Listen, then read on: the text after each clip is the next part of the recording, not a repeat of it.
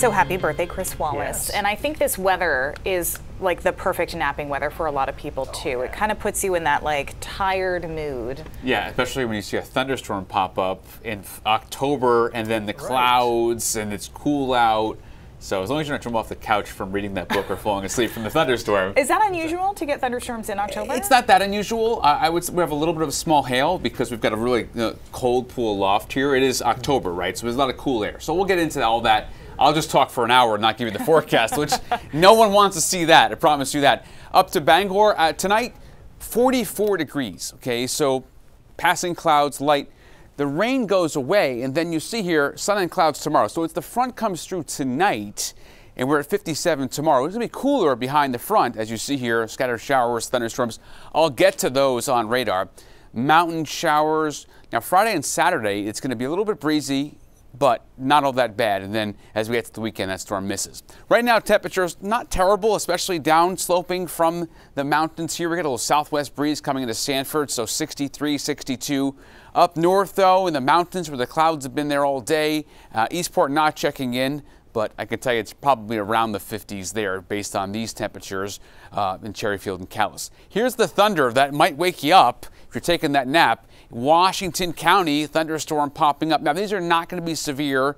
Okay, these are garden variety thunderstorms, but I could see a little small hail, a little grapple, which I call basically like a mix between sleet and hail. It's just kind of a mess. It doesn't really form much to anything, but north on Route 1 there, you see that south of Danforth.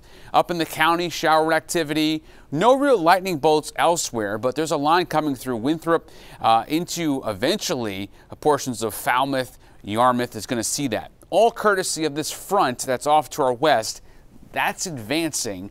Big upper level system to our north here. This is not going to be an all-night washout statewide, but there are showers and thunderstorms passing through this evening here, especially in Eastport at 9 o'clock tonight. So that's where it's all going to kind of come together.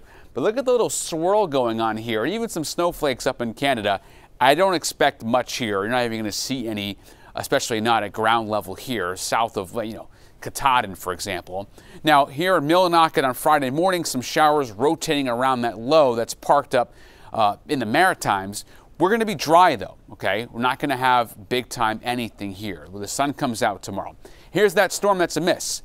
Plains, Ohio Valley, Mid-Atlantic, down towards Jersey, and it's gone. It does not get here. So do not worry about this weekend unless you're headed south. Then you're going to have some problems running into that.